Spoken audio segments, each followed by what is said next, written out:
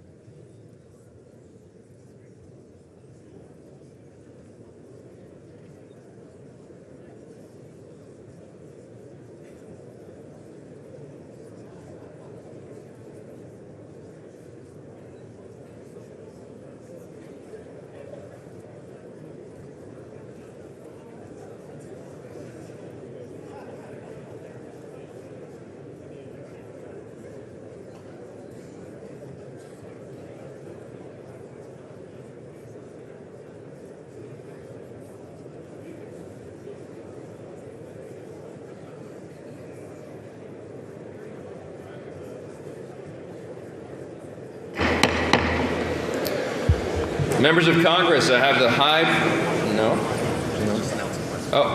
Announcement. Mr. Speaker, the Dean of the Diplomatic Corps.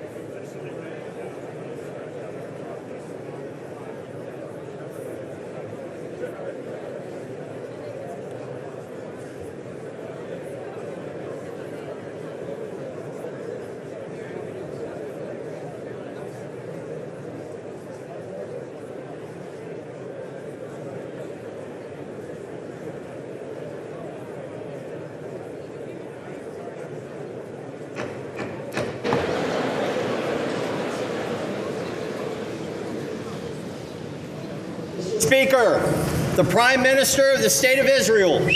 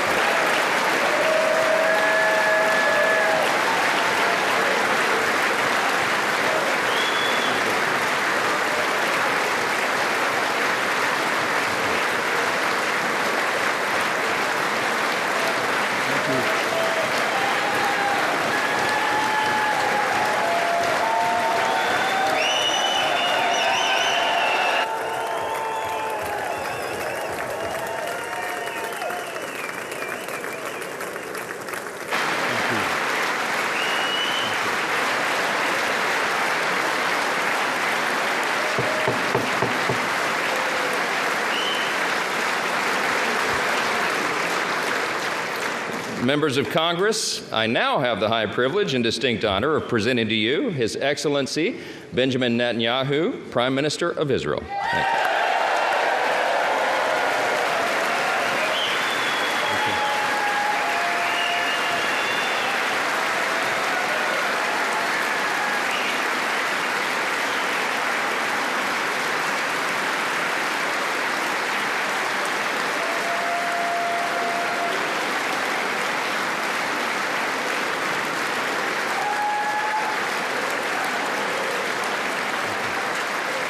Thank you.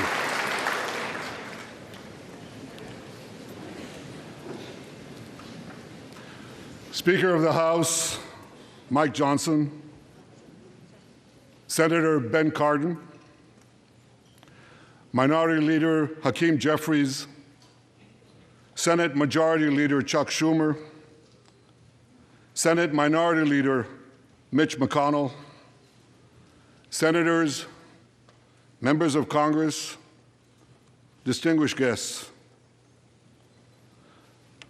Mr. Speaker, I want to thank you for giving me the profound honor of addressing this great citadel of democracy for the fourth time.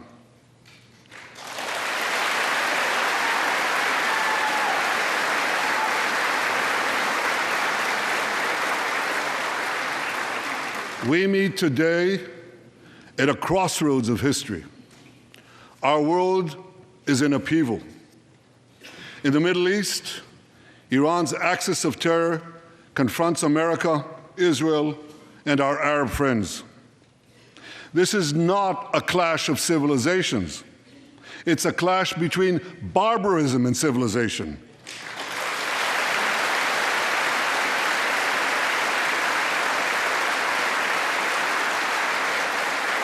It's a clash between those who glorify death and those who sanctify life.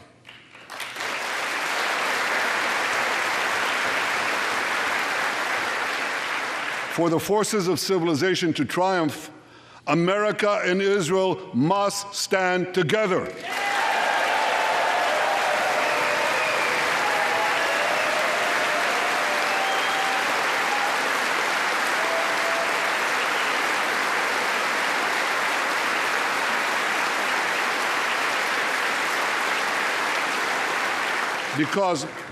Because when we stand together, something very simple happens.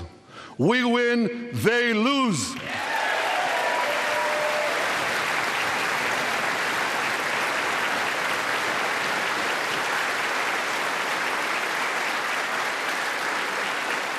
And my friends, I came to assure you today of one thing: we will win.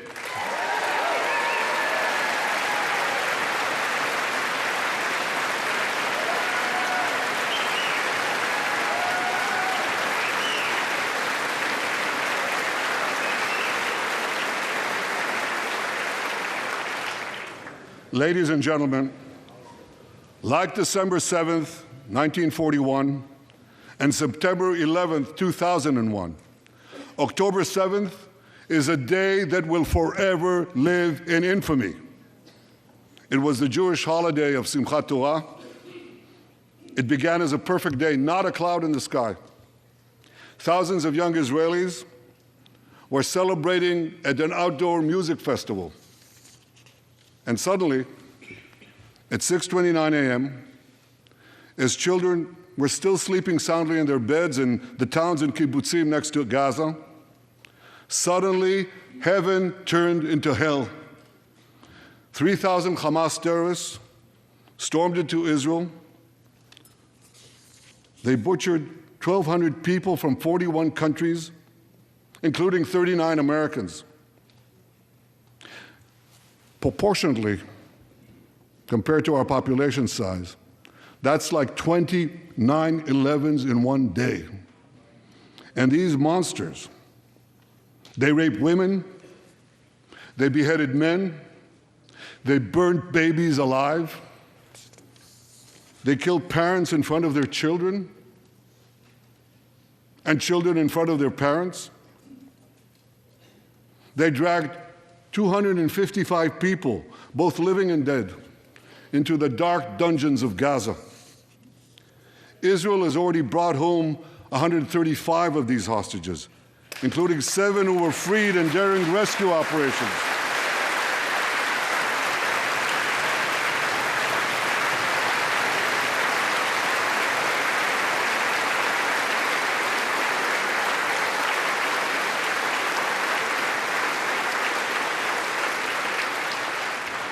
One of those freed hostages, Noor Gamani, is here in the gallery, sitting near my wife, Sarah.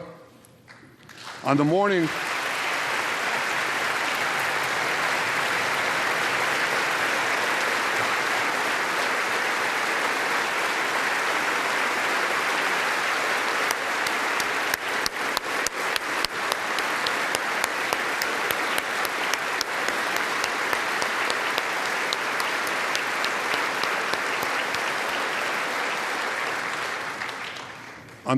of October 7th, the entire world saw Noah's look of desperation as she was violently abducted to Gaza on the back of a motorcycle. I met Noah's mother, Leora, a few months ago. She was dying of cancer. She said to me, "Prime Minister, I have one final wish. I wish to hug my daughter Noah one last time before I die." 2 months ago, I authorized a breathtaking commando rescue operation. Our special forces, including a heroic officer named Arnon Zmora, who fell in this battle, rescued Noah and 3 other hostages.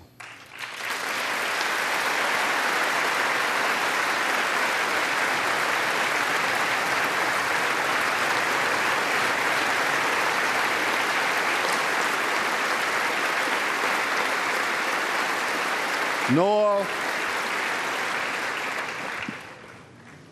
I think it's one of the most moving things. When Noah was reunited with her mother, Leora, and her mother's last wish came true. Noah, we're so thrilled to have you with us today. Thank you.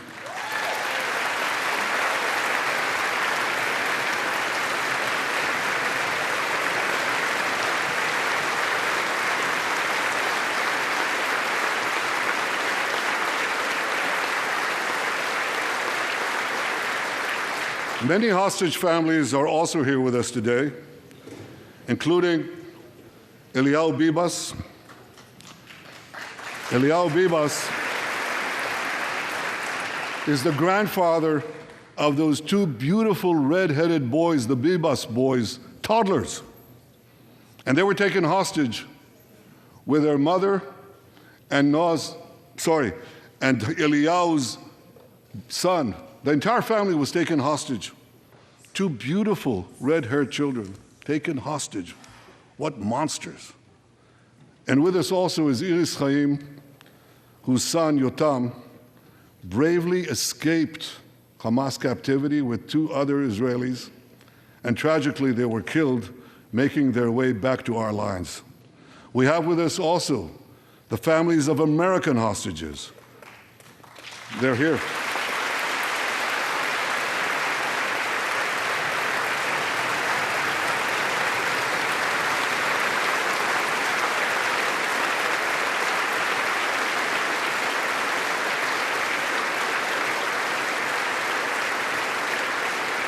The pain these families have endured is beyond words. I met with them again yesterday, and I promised them this: I will not rest until all their loved ones are home, all of them.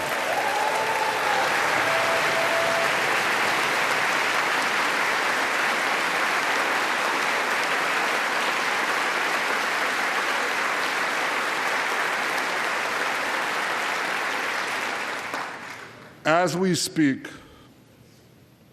we're actively engaged in intensive efforts to secure their release, and I'm confident that these efforts can succeed. Some of them are taking place right now.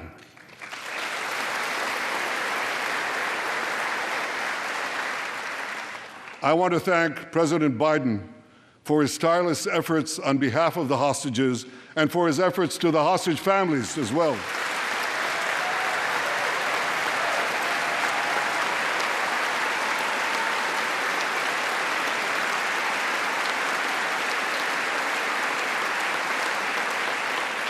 I thank President Biden for his heartfelt support for Israel after the savage attack on October 7th. He rightly called Hamas sheer evil. He dispatched 2 aircraft carriers to the Middle East to deter a wider war. And he came to Israel to stand with us during our darkest hour, a visit that will never be forgotten.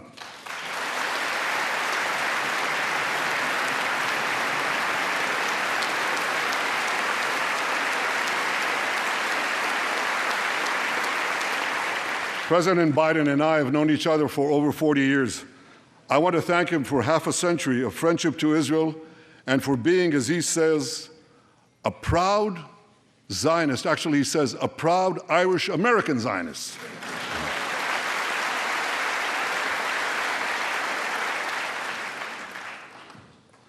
My friends, for more than 9 months, Israel's soldiers have shown boundless courage. With us today,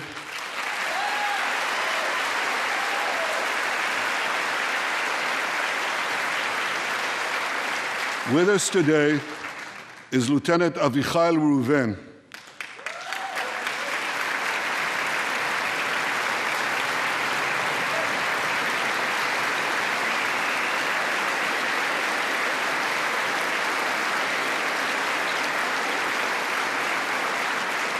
Avichai is an officer in the Israeli paratroopers.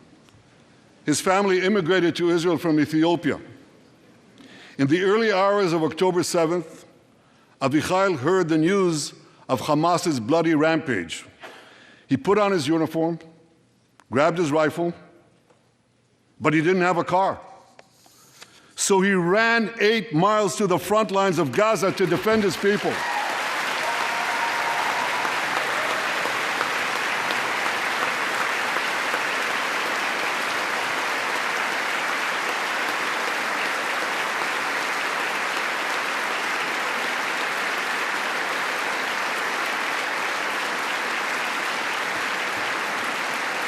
You heard that right. He ran 8 miles, came to the front lines, killed many terrorists, and saved many, many lives. Avichai, we all honor your remarkable heroism. Another Israeli is with us here today, and he's stand up right next to Avichai. This is Master Sergeant Ashraf al-Bakhiri.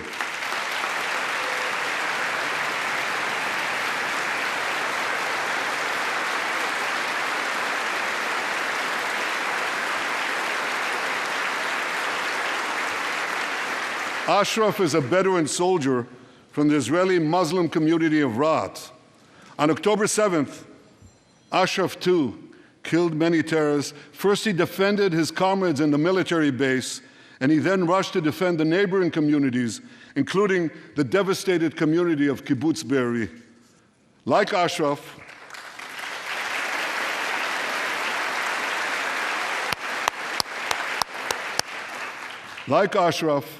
the Muslim soldiers of the IDF fought alongside their Jewish, Druze, Christian, and other comrades in arms with tremendous bravery.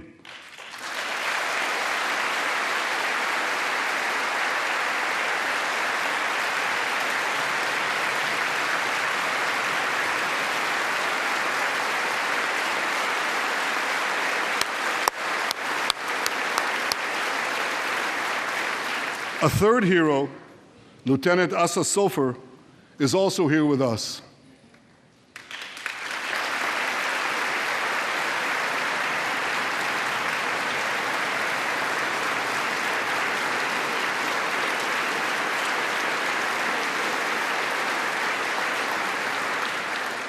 Asa fought as an officer in the Tank Corps, and he was wounded in battle. He was wounded in battle while protecting his fellow soldiers from a grenade. He lost his right arm and the vision in his left eye. He's recovering, and incredibly, within a short time, Asa will soon return to active duty as a commander of a tank company.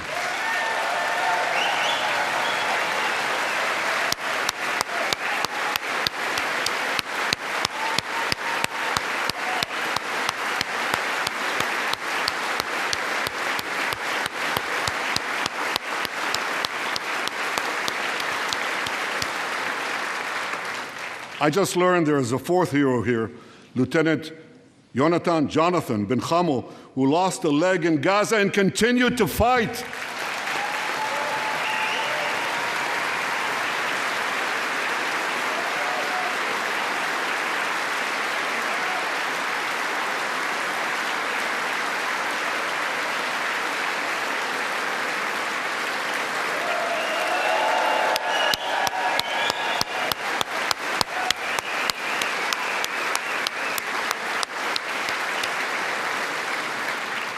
My friends, these are the soldiers of Israel, unbowed, undaunted, unafraid.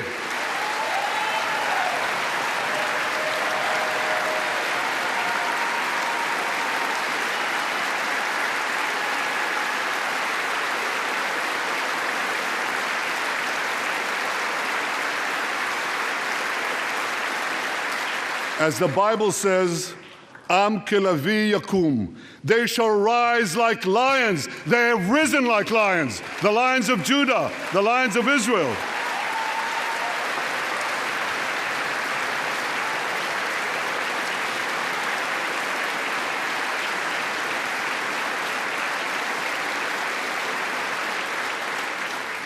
Ladies and gentlemen, the men and women of the IDF come from every corner of Israeli society, every ethnicity, every color, every creed, left and right, religious and secular. All are imbued with the indomitable spirit of the Maccabees, the legendary Jewish warriors of antiquity. With us today is Yechiel Leiter, the father of one of those Maccabees. Yechiel's father escaped the Holocaust and found refuge in America. As a young man, Yechiel moved to Israel and raised a family of 8 children. He named his eldest son, Moshe, after his late father. Moshe became an exemplary officer in one of our elite commando units.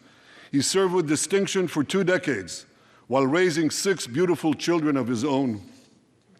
On October 7th, Moshe volunteered to return to combat. 4 weeks later, he was killed when a booby-trapped mine exploded in a tunnel shaft right next to a mosque. At his son's funeral, Yechiel said this: "If the state of Israel had not been established after the Holocaust, the image engraved in our collective memory would have been the photograph of that helpless Jewish boy in the Warsaw Ghetto holding his hands up in the air."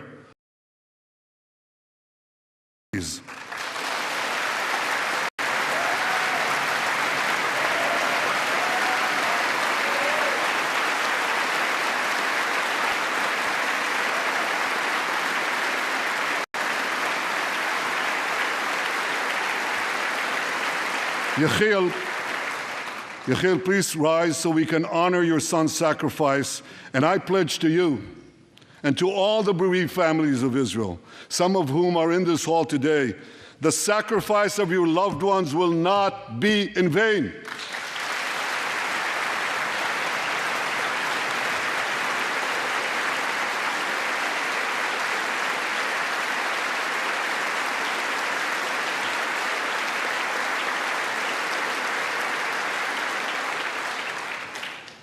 It will not be in vain because for Israel, never again must never be an empty promise. It must always remain a sacred vow. And after October 7th, never again is now.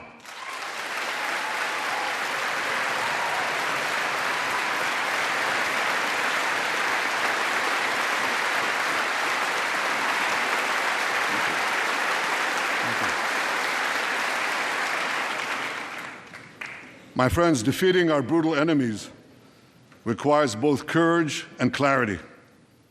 Clarity begins by knowing the difference between good and evil. Yet incredibly, many anti-Israel protesters, many choose to stand with evil. They stand with Hamas. They stand with rapists and murderers. They stand with people who came into the kibbutzim, into a home. The parents hid the children, the 2 babies, in the attic, in a secret attic. They murder the families, the parents. They find the secret latch to the hidden attic, and then they murder the babies. These protesters stand with them. They should be ashamed of themselves.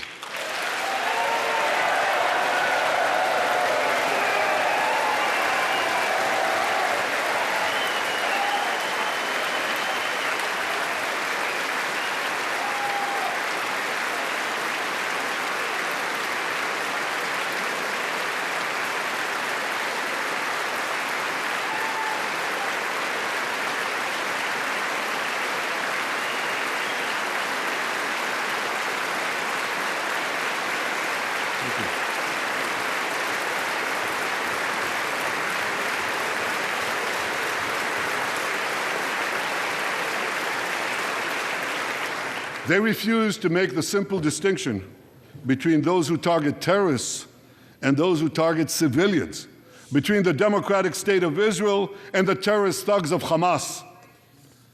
We recently learned from the National Security Director, U.S. Director of National Intelligence, that Iran is funding and promoting anti-Israel protests in America. They want to disrupt America. So these protesters, burn American flags even on the 4th of July. And I wish to salute the fraternity brothers at the University of North Carolina who protected the American flag against these anti-Israel protesters.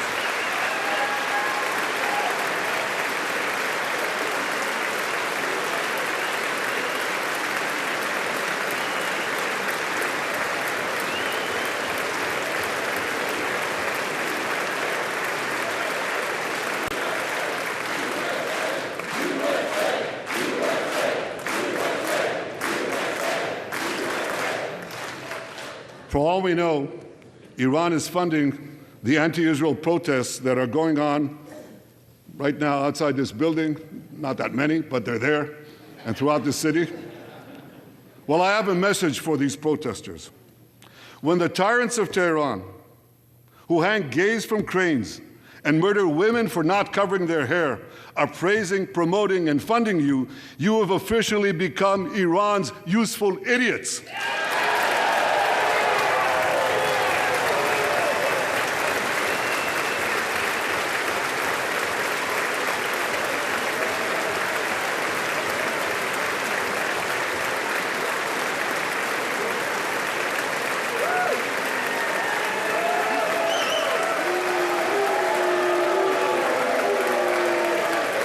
Some of these protesters, and it's amazing, absolutely amazing, some of these protesters hold up signs proclaiming gays for Gaza.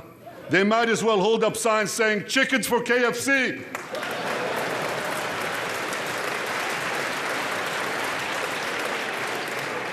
These protesters chant from the river to the sea, but many don't have a clue what river and what sea they're talking about. They not only get an F in geography, they get an F in history. They call Israel a colonialist state. Don't they know that the land of Israel is where Abraham, Isaac, and Jacob prayed, where Isaiah and Jeremiah preached, and where David and Solomon ruled?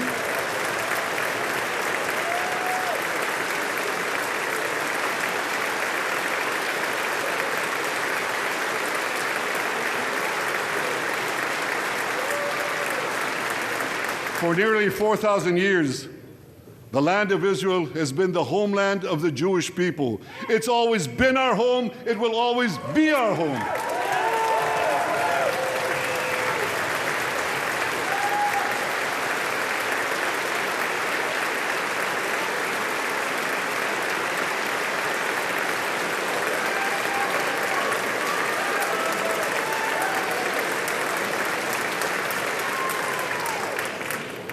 It's not only the campus protesters who get it wrong. It's also the people who run those campuses. 80 years after the Holocaust, the presidents of Harvard, Penn, and I'm ashamed to say my alma mater, MIT, couldn't bring themselves to condemn the calls for the genocide of Jews. You remember what they said? They said, it depends on the context. Well, let me give these befuddled academics a little context.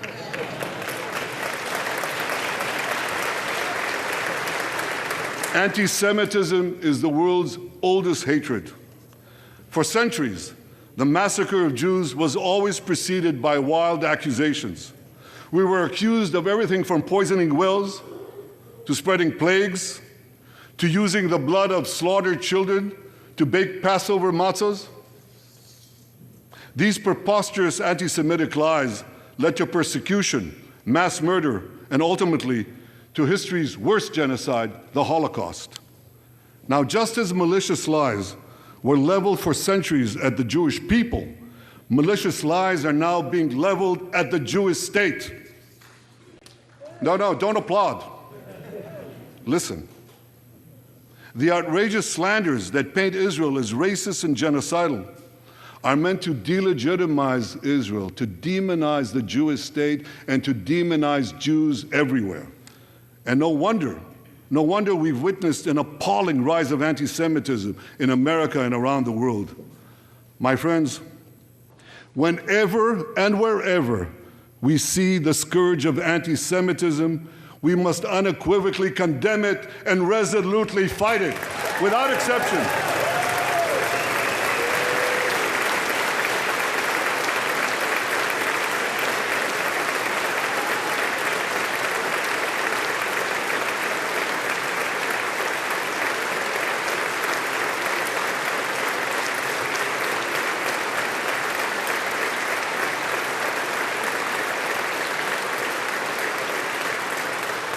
And don't be fooled when the blood libels against the Jewish state come from people who wear fancy silk robes and speak in lofty tones about law and justice.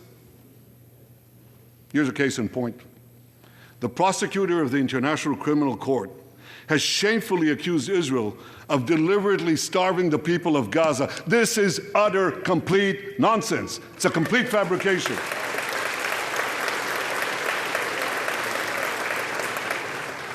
Israel has enabled more than 40,000 aid trucks to enter Gaza. That's 500,000 tons of food. And that's more than 3,000 calories for every man, woman, and child in Gaza. If there are Palestinians in Gaza who aren't getting enough food, it's not because Israel is blocking it, it's because Hamas is stealing it.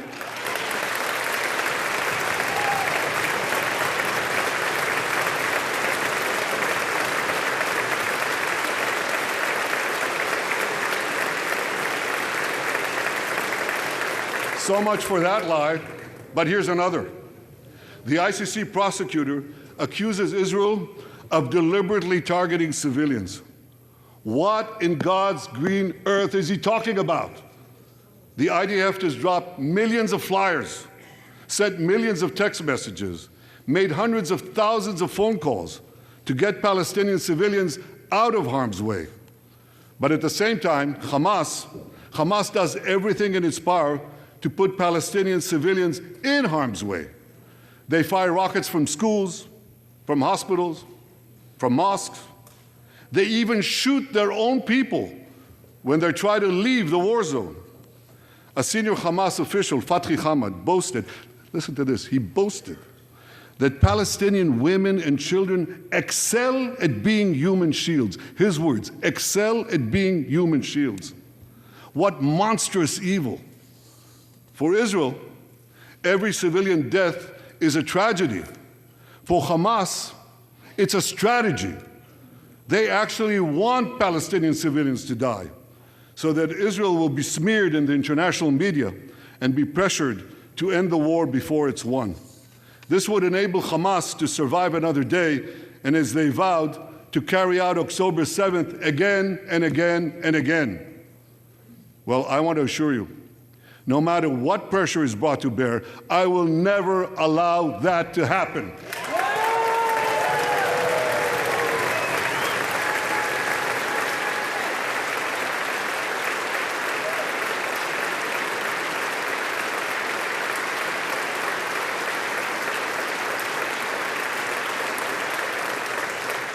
The vast majority of Americans have not fallen for this Hamas propaganda. They continue to support Israel. And I want to say thank you, America, and thank you, senators and House members who continue to support us, continue to support Israel, continue to support the truth, and see through the lies. But as for the minority that may have fallen for Hamas's cons job, I suggest you listen to Colonel John Spencer. John Spencer is head of urban warfare studies at West Point. He studied every major urban conflict. I was going to say in modern history. He corrected me, no, in history. Israel, he said, has implemented more precautions to prevent civilian harm than any military in history and beyond what international law requires.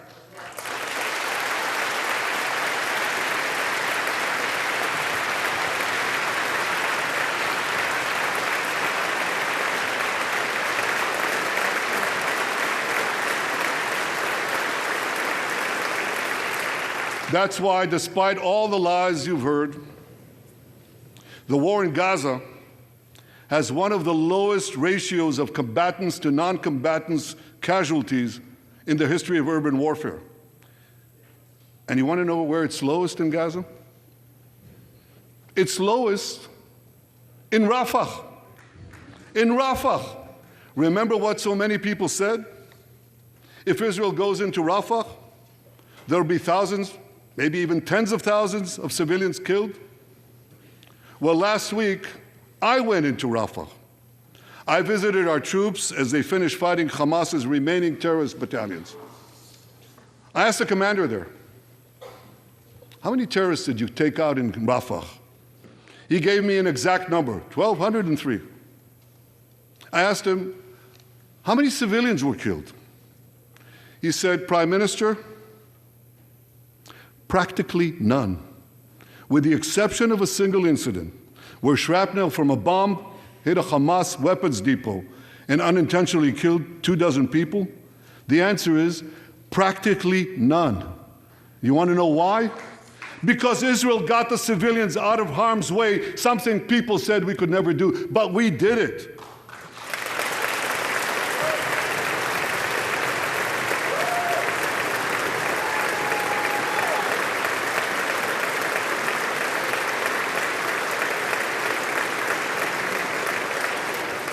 These heroes here today, the heroic soldiers of Israel, should not be condemned for how they're conducting the war in Gaza. They should be commended for it.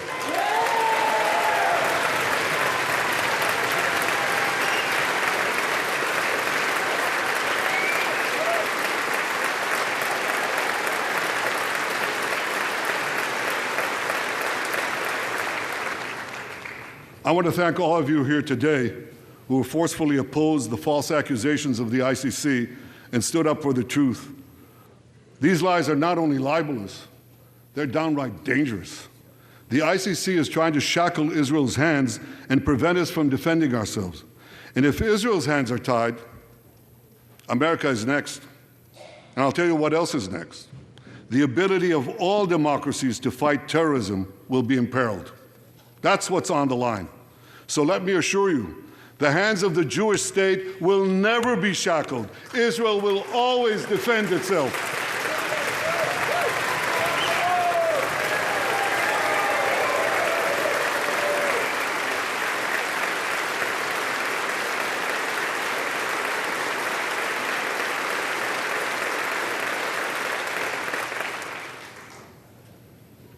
My friends, in the Middle East, Iran is virtually behind all the terrorism, all the turmoil, all the chaos, all the killing.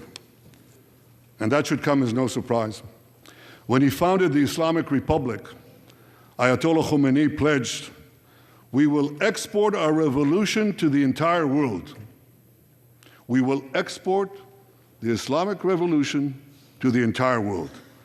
Now ask yourself, which country ultimately stands in the way of Iran's maniacal plans to impose radical Islam on the world? And the answer is clear. It's America, the guardian of Western civilization and the world's greatest power.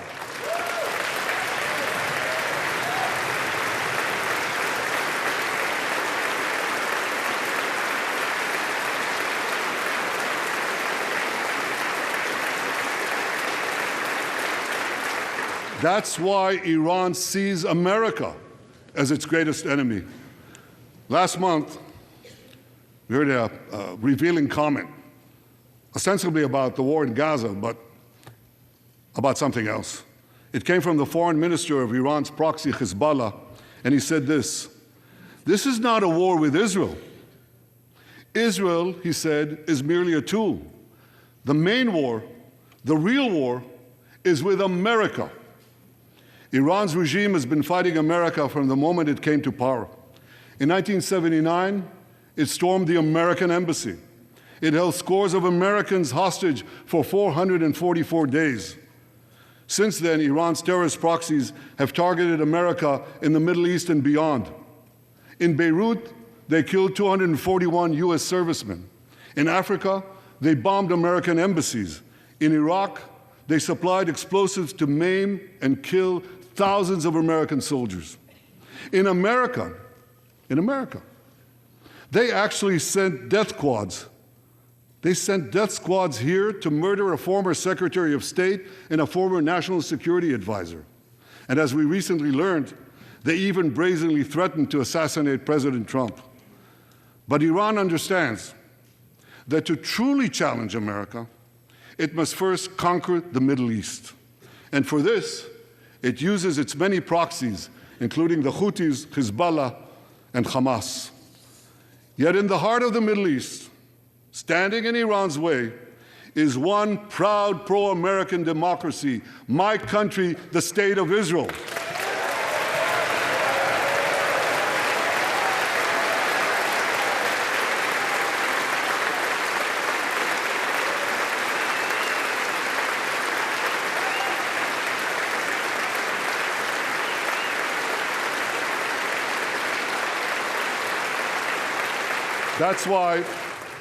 That's why the mobs in Tehran chant death to Israel before they chant death to America.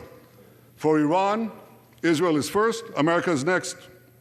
So when Israel fights Hamas, we're fighting Iran. When we fight Hezbollah, we're fighting Iran. When we fight the Houthis, we're fighting Iran.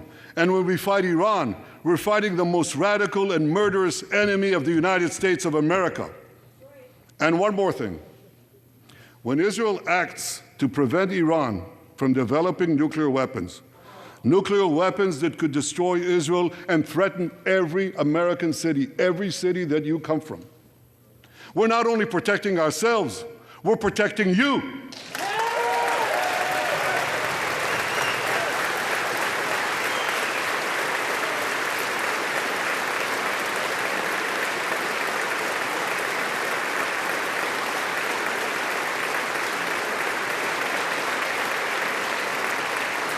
My friends, if you remember one thing from the speech, remember this.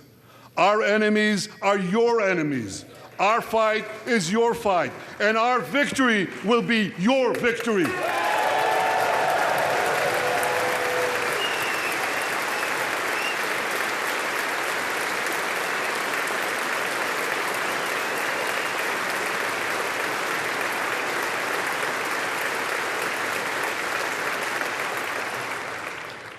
Ladies and gentlemen, that victory is in sight. Israel's defeat of Hamas will be a powerful blow to Iran's axis of terror. Another part of that axis, Hezbollah, attacked Israel on October 8th, a day after the Hamas attack. It has launched thousands of missiles and drones against us. 80,000 of our citizens in northern Israel evacuated their homes, becoming effectively refugees in their own land. We are committed to returning them home. We prefer to achieve this diplomatically. But let me be clear. Israel will do whatever it must do to restore security to our northern border and return our people safely to their homes.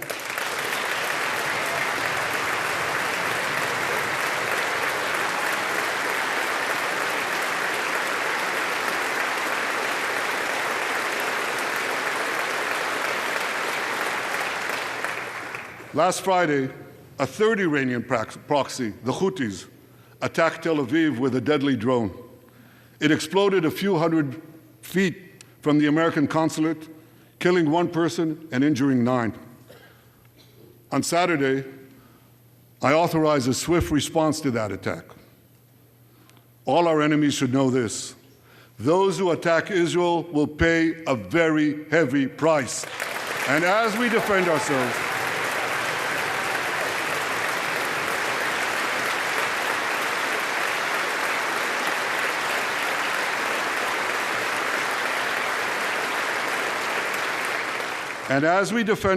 on all fronts, I know that America has our back, and I thank you for it. All sides of the aisle, thank you.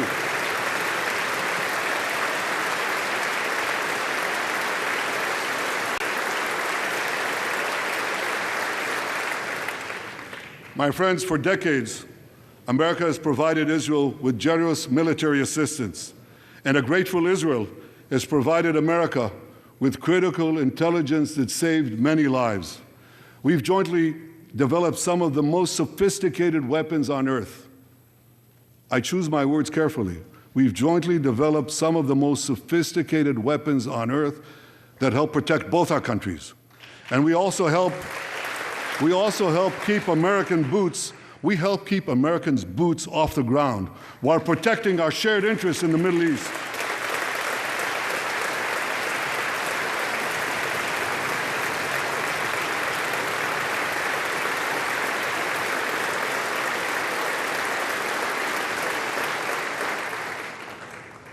I deeply appreciate America's support, including in this current war. But this is an exceptional moment. Fast-tracking U.S. military aid can dramatically expedite an end to the war in Gaza and help prevent a broader war in the Middle East. In World War II, as Britain fought on the front lines of civilization, Winston Churchill appealed to Americans with these famous words: "Give us the tools and we'll finish the job." Today, as Israel fights on the front line of civilization, I too appeal to America. Give us the tools faster and we'll finish the job faster.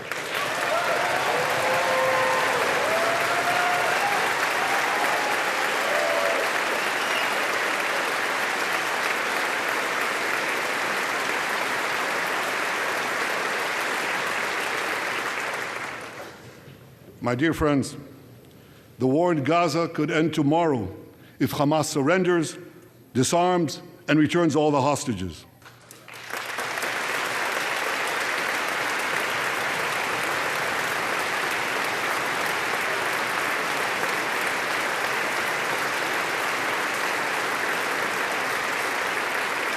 But if they don't, Israel will fight until we destroy Hamas's military capabilities, end its rule in Gaza, and bring all our hostages home.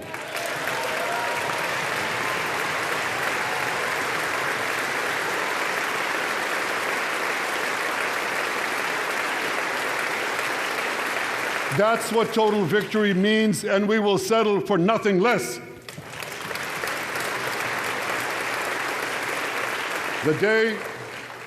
The day after we defeat Hamas, a new Gaza can emerge. My vision for that day is of a demilitarized and de-radicalized Gaza. Israel does not seek to resettle Gaza, but for the foreseeable future, we must retain overriding security control there to prevent the resurgence of terror, to ensure that Gaza never again poses a threat to Israel.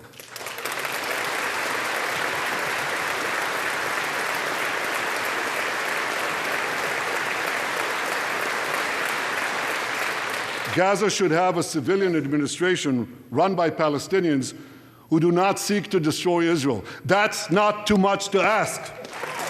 It's a fundamental thing that we have a right to demand and to receive.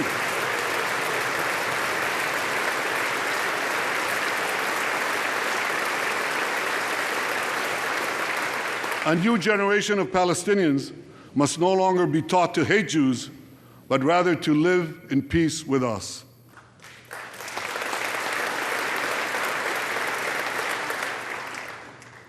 Those twin words, demilitarization and de-radicalization, those two concepts were applied to Germany and Japan after World War II, and that led to decades of peace, prosperity, and security.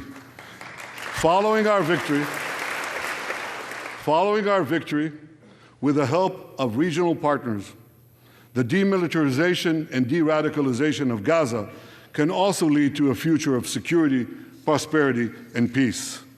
That's my vision for Gaza.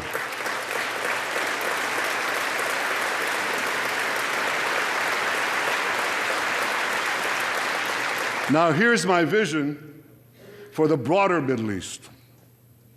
It's also shaped in part by what we saw in the aftermath of World War II. After that war, America forged a security alliance in Europe to counter the growing Soviet threat.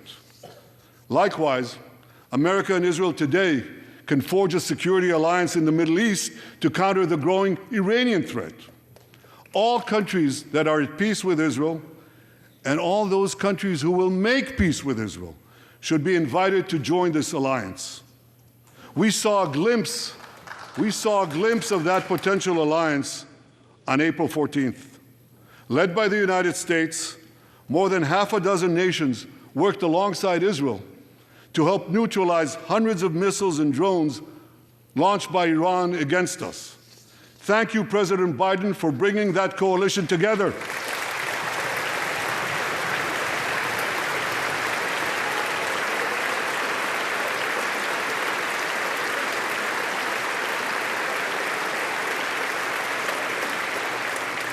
The new alliance I envision would be a natural extension of the groundbreaking Abraham Accords. Those accords saw peace forged between Israel and 4 Arab countries, and they were supported by Republicans and Democrats alike. I have a name for this new alliance. I think we should call it the Abraham Alliance. I want to thank President Trump for his leadership in brokering the historic Abraham Accords.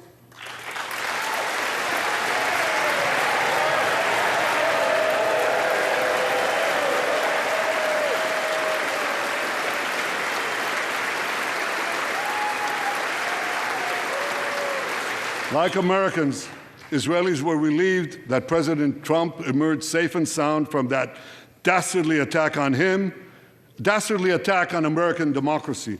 There is no room for political violence in democracies.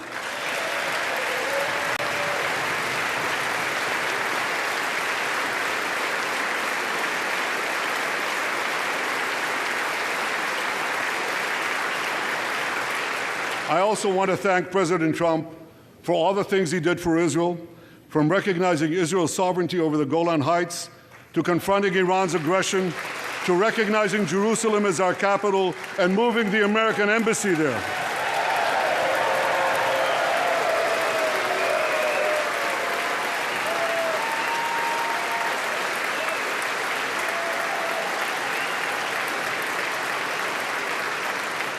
That's Jerusalem, our eternal capital, never to be divided again.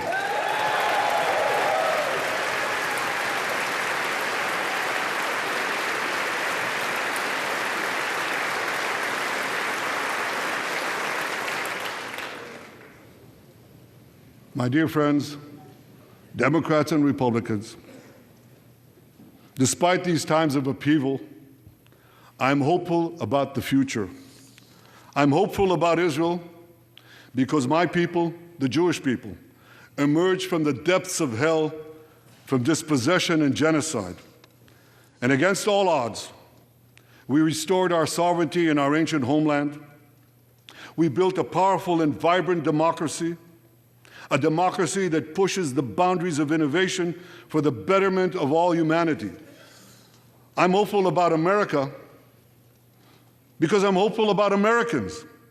I know how much the people of this country have sacrificed to defend freedom. America will continue to be a force for light and good in a dark and dangerous world. For free peoples everywhere, America remains the beacon of liberty its extraordinary founders envisioned back in 1776.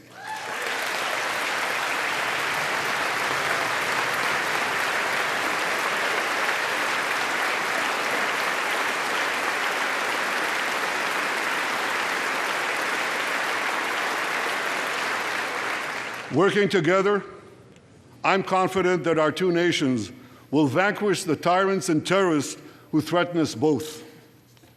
As Israel's Prime Minister, I promise you this: no matter how long it takes, no matter how difficult the road ahead, Israel will not relent, Israel will not bend. We will defend our land, we will defend our people, we will fight until we achieve victory. Victory over liberty, rather victory of liberty over tyranny, victory of life over death, victory of good over evil. That's our solemn commitment.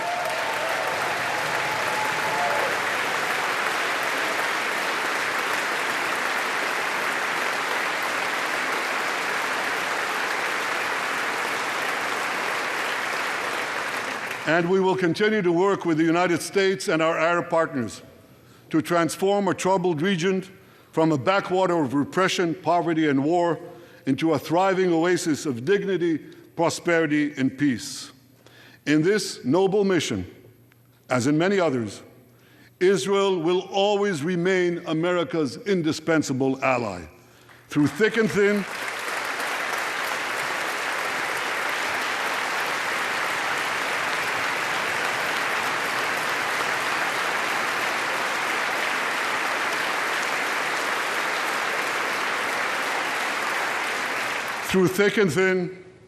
in good times and in bad, Israel will always be your loyal friend and your steadfast partner.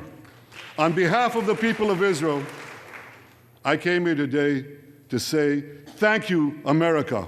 Thank you for your support and solidarity. Thank you for standing in Israel, with Israel, in our hour of need. Together we shall defend our common civilization.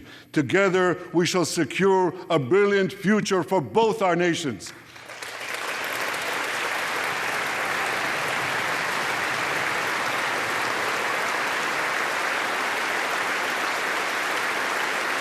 May God bless Israel, may God bless America, and may God bless the great alliance between Israel and America forever.